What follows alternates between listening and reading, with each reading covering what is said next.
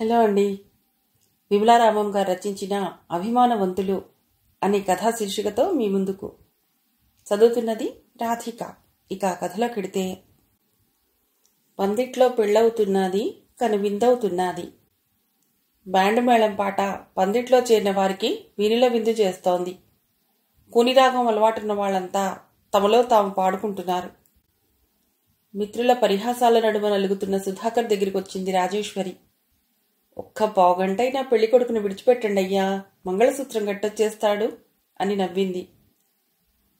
వెళ్ళిరా వెరినాయన, వదినగారి స్వయంగా వచ్చి పిలుస్తున్నారు అన్నాడు ప్రసాదరావు. నీకిదే మా హృదయపూర్వకమైన సానుభూతి అన్నాడు కృష్ణమూర్తి.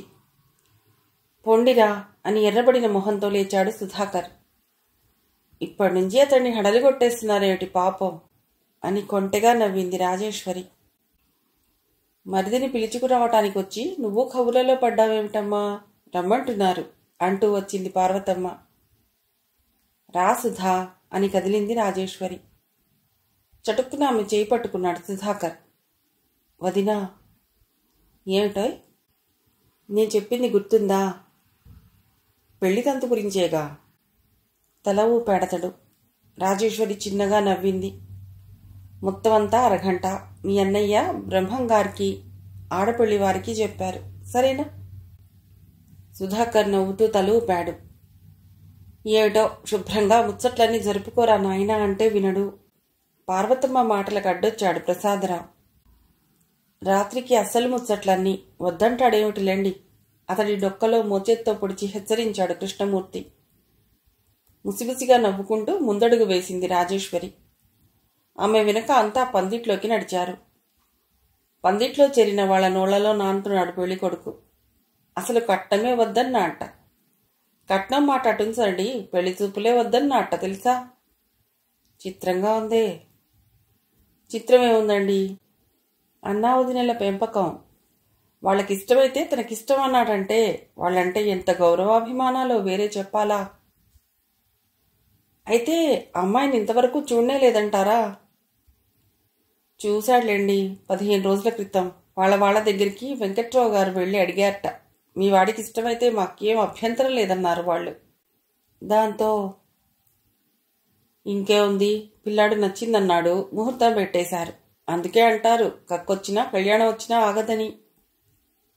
ఇదంతా కుటుంబరావు గారి చాకచక్యంలేండి. కుటుంబరావు గారు తెలీదు? అదేనండి, వెంకట్రావు గారి బావమరిది. ఆయన మంచి వ్యవహర్తలేండి. స్వయంగా పెళ్లికొడుకుని వెంటబెట్టుకు వచ్చాట. పెళ్లి చూపులైన వెంటనే పెళ్లికొడుకుతో పాటు వాళ్ళ దగ్గరికి వెళ్ళాడు. అక్కడే అబ్బాయి అభిప్రాయం తెలుసుకుని ముహూర్తం పెట్టించుకుని మరీ వచ్చాడు. ఓహో, అందుకనేనా వెంకట్రావు గారి పెళ్లింత హడావుడిగా చేస్తున్నారు? హడావుడికి ఏముందండి, పెళ్లి వారొచ్చి 2 గంటలు కాలేదు, మరో గంటలో పెళ్లి తంతు ముగిసిపోతుంది. అవునండి, సింపుల్గా పెళ్లి కానివ్వమన్నట్ట పెళ్లి కొడుకు. ఇలా భోంచేసి అలా బండెక్కేస్తారు. ఇక ఖర్చేది? ఇలాంటి పెళ్లి కొడుకులుంటే వెంకట్రావు గారనేమిటి, ఏ తండ్రైనా క్షణాల మీద పెళ్లి చేయగలడు. చిత్రంగా ఉందే. చిత్రమే ఉందండి, పెళ్లి కొడుకు బుద్ధిమంతుడు. రోజుల్ని బట్టి పోవాలన్నాడు, కట్నాలు అక్కర్లేదన్నాడు, ఆ పైన అనవసరమైన ఖర్చులు వద్దన్నాడు. హఠాత్తుగా పందిట్లో కలకలం బయలుదేరింది. ఏమిటంటే ఏమిటని ఒకరిని ఇంకొకరు అడుగుతున్నారే గాని ఒక్కరికి అసలు సంగతి ఏమిటో అంతుపట్టలేదు. రాజేశ్వరి అయోమయంగా చూస్తూ నిలబడింది. ఆమెకి కాళ్లాట్టలేదు. విన్నది నిజమో కాదో తెలుసుకోవటానికి అటు లోపలికి వెళ్ళలేకపోతోంది. ఆ సంగతి మరిది చెవిని వెయ్యటానికిటు కదిలి రాలేకపోతోంది. అలా దిక్కులు చూస్తూ నిలబడతావేమిటే, వెళ్ళి కనుక్కో. పార్వతమ్మ తోసినంత పనిచేసింది. ఏమిటే పార్వతి హడావిడి అంటూ వచ్చాడు రాఘవరావు. ఇంకా ఏమిటని అడుగుతున్నారా?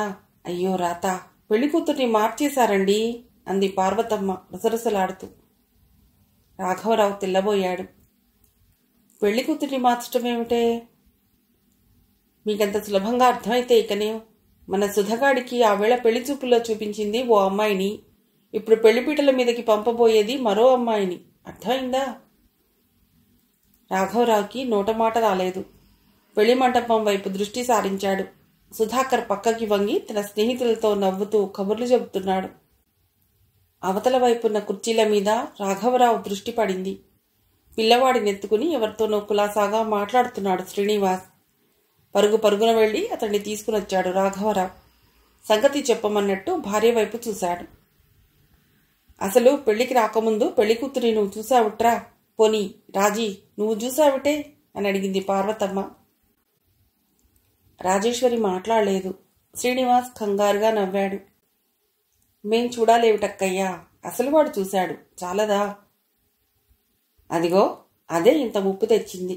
వాడెవరిని చూసి ఎవరనుకున్నాడో. ఇలాంటివి వెనక ముందు చక్కబెట్టుకోవటానికే పెద్దవాళ్ళు పక్కన ఉండవలసింది. ఇప్పుడేమైంది? పెళ్లి కూతుర్ని మార్చేశారు. శ్రీనివాస్ నివ్వెరపోయాడు. అంతలోనే నవ్వి, నువ్వు ముందు చూడలేదు కదా, మార్చారని ఎలా చెప్పగలవు అన్నాడు. ఏమేవ్ రాజీ, మీ ఆయనకి చెప్పు. ఇందాక లోపలికి వెళ్ళినప్పుడు మనమిద్దరి పెళ్లి కూతుర్లను చూసామా లేదా? ఇద్దరేమిటి అన్నాడు అతడయోమయంగా. అక్కతో పాటు చెల్లెల్ని తోడి పెళ్లి కూతుర్ని చేశారటండి అంది రాజేశ్వరి. ఓస్ అదా. నవ్వటం కాదు, అందులో అసలు పెళ్లి కూతురెవరు, తోడు పెళ్లి కూతురెవరు? ఇద్దరిని ఒకలా ముస్తాబు చేశారు. అప్పుడే అనుకున్నాను ఇందులో ఏదో మోసం ఉందని అంది పార్వతమ్మ. రాజేశ్వరి ఏదో అనబోయి ఆగిపోయింది. పచ్చగా పొడుగ్గా ఉన్న అమ్మాయిని అక్కని, నల్లగా పొట్టిగా ఉన్న పిల్ల చెల్లెలని అనుకున్నామా లేదా అని మళ్లీ రెట్టించింది పార్వతమ్మ. రాజేశ్వరి తల ఊపింది. మన ఊహ తారుమారయ్యింది. తెల్లపిల్ల చెల్లిట, నల్లపిల్ల అక్కట. కావాలంటే అడిగి తెలుసుకోండి. ఒకవేళ సుధా అమ్మాయిని చేసుకుంటానని చెప్పాడేమో అన్నాడు రాఘవరావు. బాగుంది మీ వరస. ఆ పిల్లని చూశాక ఆమె మాటలు వినిపించుకోకుండా రాఘవరావు పెళ్లి మంటపం వైపు కదిలాడు. ఆగండి అన్నయ్యా అంది రాజేశ్వరి. ముగ్గురు ఆమె వైపు ఆతృతగా చూశారు. మనం ఎవరం లేకుండా సుధా వెళ్ళి చూడటం, తన నిర్ణయం మనకి వాళ్ళకి చెప్పటం అంతా ఇలా క్షణాల మీద జరిగిపోయింది. ఎక్కడ ఇలా పొరపాటు జరిగిందో మనకు తెలియదు.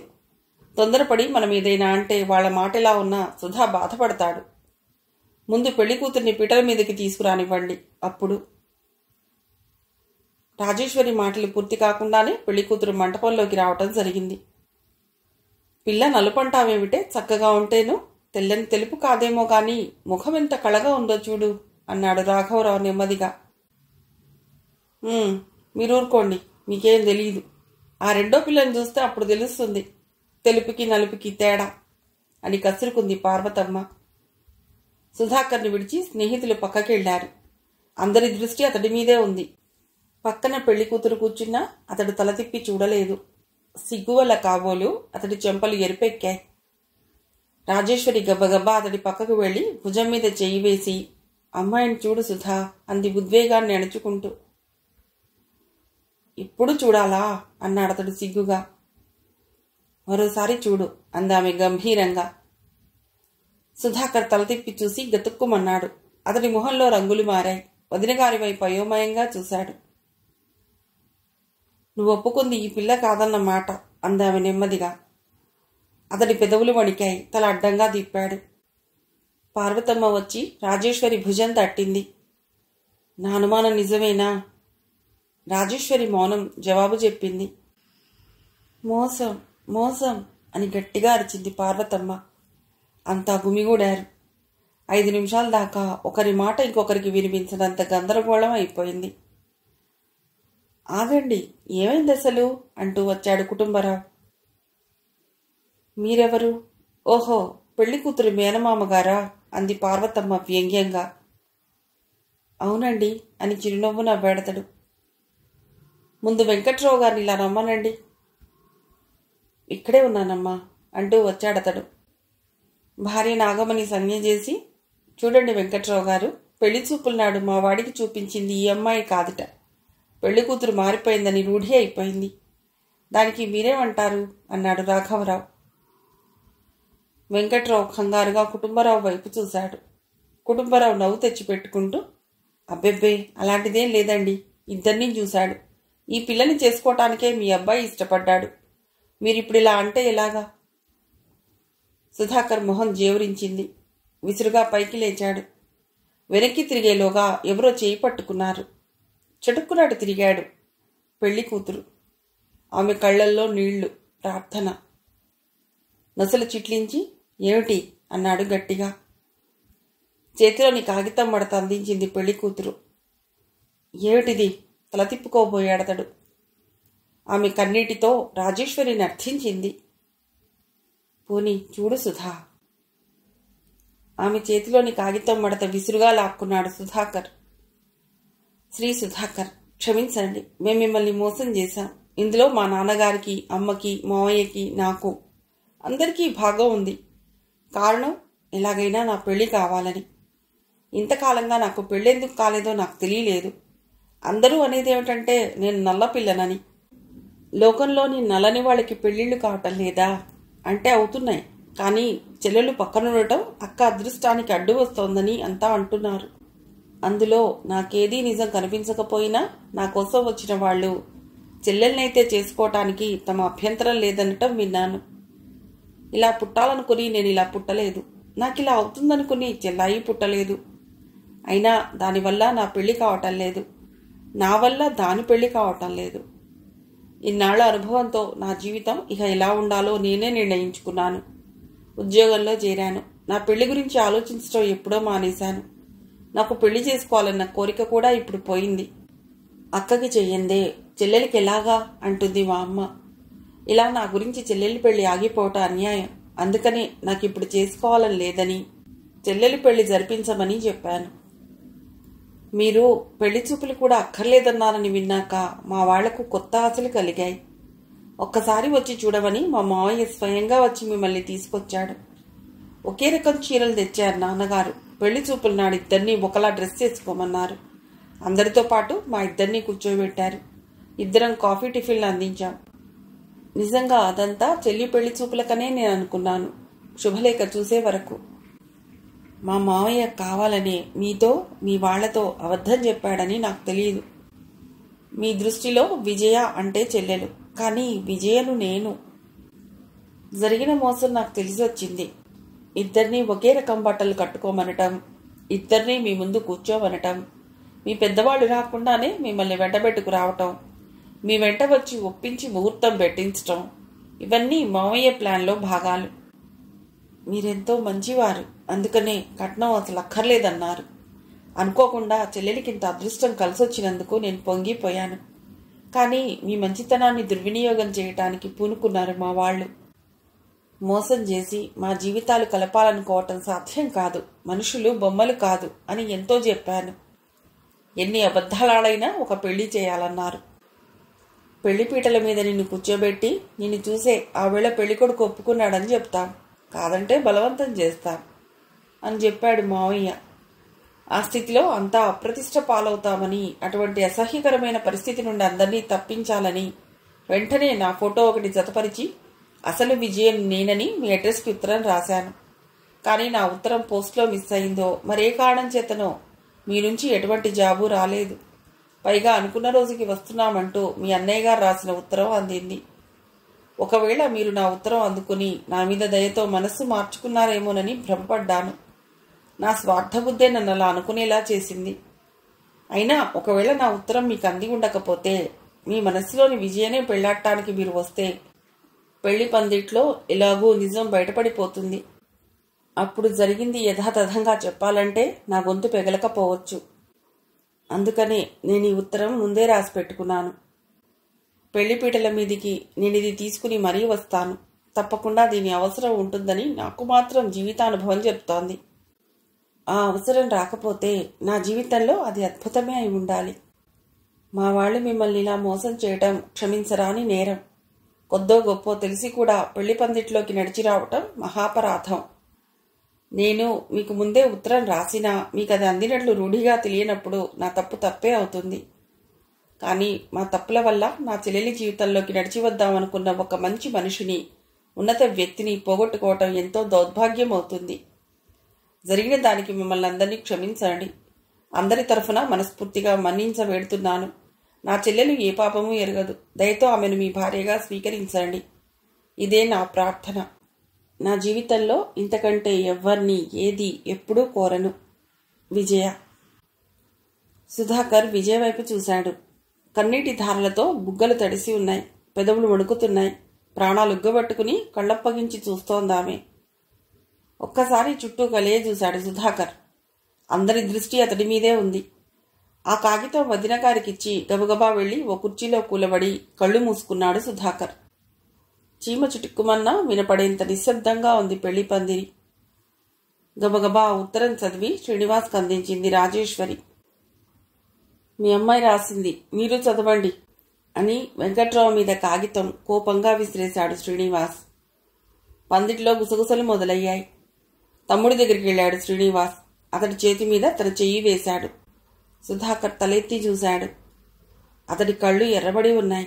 కణతల దగ్గర నరాలు ఉప్పొంగాయి. శ్రీనివాస్కి ఎంతో బాధ కలిగింది. ఛా, మంచివాళ్ళకి ఇవి రోజులు కావురా. రాజేశ్వరి దగ్గరగా వచ్చింది, కానీ ఆమెకేం చెప్పటానికి నోరు రాలేదు. వెంకట్రావు నుండి కుటుంబరావు ఆ ఉత్తరం అందుకున్నాడు. అతని నుంచి రాఘవరావు. క్రమంగా చేతులు మారి అందరికీ అసలు సంగతి అర్థమైపోయింది. కుటుంబరావు ఏదో చెప్పబోయాడు. నీ సలహాలిక చాలే, ఇప్పటికింతయింది అని అతడి చేతులు తోసేసి శ్రీనివాస్ దగ్గరికి వచ్చాడు వెంకట్రావు. ఇవి చేతులు కావు, కాళ్ళనుకోండి బాబు. మేం చేసింది ముమ్మాటికి తప్పే. మా విజయ్ సమయానికి మా కళ్ళు తెరిపించింది. లేదు, సమయం మించిపోయింది. ఆ అమ్మాయి ముందే చెప్తే వినలేదు మీరు. మంచికి పోయిన మా తమ్ముణ్ణి దారుణంగా మోసం చేశారు. మీ చేతులారా మీరే మీ పిల్లల జీవితాలు పాడు చేశారు. ఇంత జరిగాక మీతో సంబంధం కలుపుకోవటం మాకు పరువు తక్కువ అన్నాడు శ్రీనివాస్ ఉద్రేకంగా. వెంకట్రావుకి కళ్ళనీళ్లు తిరిగాయి. మమ్మల్ని క్షమించండి బాబు, బుద్ధి గడ్డి తిని ఈ పని చేశాం. ఇంకా కూర్చున్నామేవిరా, లేవండి పోదాం. అప్పుడే విజయ్ ఉత్తరం చదివి వచ్చిన పార్వతమ్మ కేకలేసింది. మా తప్పులకి పిల్ల బలైపోకూడదు బాబు అంటూ వెంకట్రావు మళ్లీ శ్రీనివాస్ చేతులు పట్టుకున్నాడు. అతని చేతులు తోసేసి చివాలన లేచాడు శ్రీనివాస్. నడు సుధా, మనకిక్కడ ఉండవలసిన పని లేదు. ఇంతలో వెంకట్రావు భార్య పద్మావతి రెండో కూతురు గిరిజను రెక్కపట్టుకు లాక్కొచ్చింది. అక్కయ్య గారిని క్షమించమని అడగవే అని రాజేశ్వరి కాళ్ల దగ్గర కూలేసింది. రాజేశ్వరి కంగారుగా వెనకడుగేసింది. ఛా, ఇదేమిటండి? తాము చేసిన తప్పులకి పిల్లల చేత క్షమాపణలు చేయిస్తున్నారే అంది పార్వతమ్మ వెటకారంగా. లేమ్మాలే అంది రాజేశ్వరి గిరిజ వంటి మీద చేయి వేస్తూ. చటుక్కున రాజేశ్వరి చేతులు పట్టుకుంది పద్మావతి. మాకు జరగవలసిన పరాభవం జరగనే జరిగిందమ్మా. ఇంతమందిలో అపరాధులుగా నిలబడ్డాం. ఇదే మరొకరైతే ఇంకో క్షణం కూడా ఇక్కడ నిలబడి ఉండేవాళ్లు కాదు. మీరు మంచివాళ్లు, మా ప్రార్థన మన్నించండి. దీని జీవితం నిలబెట్టండి అమ్మా. భర్త వైపు మరిది వైపు అయోమయంగా చూసింది రాజేశ్వరి. సుధాకర్ కళ్ళు వదినగారి కళ్లతో కలిశాయి. ఆమె కళ్లతో ఏ సందేశం ఇచ్చిందో అతను అర్థవంతంగా తల పంకించాడు. శ్రీనివాస్ తమ్ముడి వైపు ప్రశ్నార్థకంగా చూశాడు. ఒక్కసారి ట్రా అన్నయ్యా అన్నాడు సుధాకర్. దూరంగా వెళ్లి అన్నదమ్ములిద్దరూ ఏం మాట్లాడుకున్నారో ఎవరికీ అర్థం కాలేదు. 10 నిమిషాలు గడిచినా వాళ్ళు వెనక్కి రాకపోయేసరికి ఇహ ఉండబట్టలేక పార్వతమ్మ వాళ్ళ దగ్గరికి వెళ్ళింది. ఏరా శ్రీను, ఏమిటి ఆలస్యం? ఇక్కడ మనం ఇంకా ఉండటం అనవసరం. ఏ హోటల్లోనో భోంచేసి బండెక్కుదాం. కొన్ని క్షణాలు మాట్లాడలేదు శ్రీనివాస్. మంచికి పోతే గౌరవం దెబ్బతినేలా ఉంది. గౌరవం చూసుకుంటే మన మూలంగా ఆడపిల్ల పెళ్లి చెడిపోయిందన్న చెడ్డ పేరు. దానికేమన్నా మనం బాధ్యులమా? మనం బాధ్యులం కాదు అని వెళ్ళిపోతామంటే ఇక్కడ అడిగేవాళ్ళెవరూ లేరక్కయ్యా. కానీ అటు మన గౌరవం ఇటు మంచితనం రెండూ దక్కించుకునే మార్గం చెప్తున్నాడు సుధా. ఏమిటి అంది పార్వతమ్మ వెలవెలబోతూ. చెప్తా పద. అన్నదమ్ములిద్దరూ పెళ్లి పందిట్లోకి నడిచారు. విజయ్ని ఇలా పిలుచుకురా రాజీ అన్నాడు శ్రీనివాస్. పెళ్లిపీటల వద్ద అప్పుడు లేచి నిలబడిన విజయ ఇప్పటిదాకా అలాగే ప్రతిమలా ఉండిపోయింది. రాజేశ్వరి చేతి స్పర్శకి ఉలిక్కిపడి స్పృహలోకొచ్చింది. రమ్మంటున్నారమ్మా. విజయ్ పెదవులు కదిలాయి, కానీ శబ్దం బయటకు రాలేదు. రా అని ఆమె చేయి పట్టుకుని తీసుకొచ్చింది రాజేశ్వరి. అంతమంది గుమిగూడున్నప్పటికీ పెళ్లి పందిరి నిశ్శబ్దంగా ఉంది. ముందేం జరగనుందా అన్న ఉత్కంఠతో అంతా ఊపిరి బిగబట్టారు. చూడమ్మా విజయ, అన్నాడు శ్రీనివాస్. ఆమె తల ఎత్తి ఓసారి చూసింది. మా తమ్ముడు నిర్ణయానికి వచ్చాడు, నాకు అదే సబబని తోచింది అని ఆగాడు. ఎవరికీ కనురెప్పలు కూడా కదలటం లేదు. రెప్పలార్చకుండా చూసింది విజయ. నీ నిజాయితీ మా వాడి మనస్సును ఆకట్టుకుందమ్మా. వాడు నిన్నే పెళ్ళాడాలనుకుంటున్నాడు. ఆ మాట విన్న వెంటనే మనస్ఫూర్తిగా సంతోషపడిన రాజేశ్వరి మొహంలో సంతృప్తి వెన్నెల వెలుగు చిందింది. ఒక్కసారిగా పందిట్లో కలకలం బయలుదేరింది. విజయ మనస్సులో కలవరం బయలుదేరింది. విన్నది నిజమా కాదా అన్నట్టు. ఎంత మంచి మాట సెలవిచ్చారు బాబు అంటూ పొంగిపోతూ వెంకట్రావు దగ్గరగా వచ్చాడు. అతడి చేతులు తోసేస్తూ, నేను మాట్లాడుతున్నది మీతో కాదు, విజయ్తో అన్నాడు శ్రీనివాస్ కఠినంగా. వెంకట్రావే కాదు, విజయ్ కూడా నిర్ఘాంతపోయింది. పందిట్లో మళ్లీ కలకలం తగ్గి ఉత్కంఠ పెరిగింది. ఏమిట్రా ఇది? వాడికి మతి లేకపోతే నీకు లేదా? వాళ్ళింత చేస్తే ఇంకా మీరు పెళ్ళి పెళ్ళి అంటున్నారేమిటి? అంది పార్వతమ్మ కోపంగా. నువ్వు ఒక్క క్షణం ఆలోచిస్తే నీకే అర్థమవుతుందక్కయ్యా అన్నాడు శ్రీనివాస్ నిదానంగా. ఏట్రా ఇంకా ఆలోచించేది? వీళ్లతో సంబంధం కలుపుకుంటే మనకి ఇక గౌరవం ఉంటుందా? చూడక్క, మనిషికి గౌరవం ఎంత ముఖ్యమో ఓ మంచి పని చేయటం కూడా అంతే ముఖ్యం. అదే తమ్ముడు చేస్తానంటున్నది. మనం మంచి పని చేయొచ్చు, దానికి కూడా వాళ్ళకి అర్హత ఉండాలి. ఎవరికున్నా లేకపోయినా విజయ్కి అర్హత ఉంది. వాళ్ళకి అవమానం జరుగుతుందనైనా సంకోచించకుండా బహిరంగంగా నిజం బయటపెట్టింది. ఆ అమ్మాయి నిజాయితీని మనం గౌరవించాలి. పార్వతమ్మ తెల్లబోయింది. ఇంత జరిగినా కూడానా? ఇప్పుడు తమ్ముడు కోరుకునేది వాళ్ళని అగౌరవపరచడం కాదక్కయ్యా, విజయ్ని గౌరవించటం అంటే మంచిని గౌరవించటం. భర్త వైపు ప్రేమాభిమానాలు నిండిన కళ్ళతో చూస్తోంది రాజేశ్వరి. అంతలో ఆమె చేయి పట్టుకుని నెమ్మదిగా ఏదో చెప్పింది విజయ. ఏమిటి రాజీ అని అడిగాడు శ్రీనివాస్. వాళ్ళ చెల్లెల్ని పెళ్లాడితే చాలు, తనకు సంతోషం అంటోంది అన్నది రాజేశ్వరి. శ్రీనివాస్ మరో అడుగు దగ్గరగా వచ్చాడు. చూడమ్మా విజయ, ఈ పందిట్లో ఇంతసేపు ఇంకా మేము నిలబడ్డావంటే కారణం నువ్వే. మా తమ్ముడు పెళ్లాడితే నిన్నే, మీ చెల్లెల్ని కాదు. చెప్పు, నీకిష్టమవునా కాదా? ఆనందోద్వేగంతో విజయ్కి నోటమాట రాలేదు. పరమానందపడిపోతూ కూతురు దగ్గరికి దూసుకొచ్చింది పద్మావతి. ఇష్టమేనని త్వరగా చెప్పవే అంది. మేం జరిపించాలన్నది కూడా ఇదే పెళ్లి కదండి అని పెద్దగా నవ్వుతూ దగ్గరగా వచ్చాడు కుటుంబరావు. శ్రీనివాస్ ముఖం జేవరించింది. ఇందాక మీరు జరిపించాలనుకున్న పెళ్లి, మేమిప్పుడు జరిపించాలనుకుంటున్న పెళ్లి ఒక్కటి కాదు. మర్యాదగా దూరంగా ఉండండి. మా మాటల మధ్యకి రాకండి.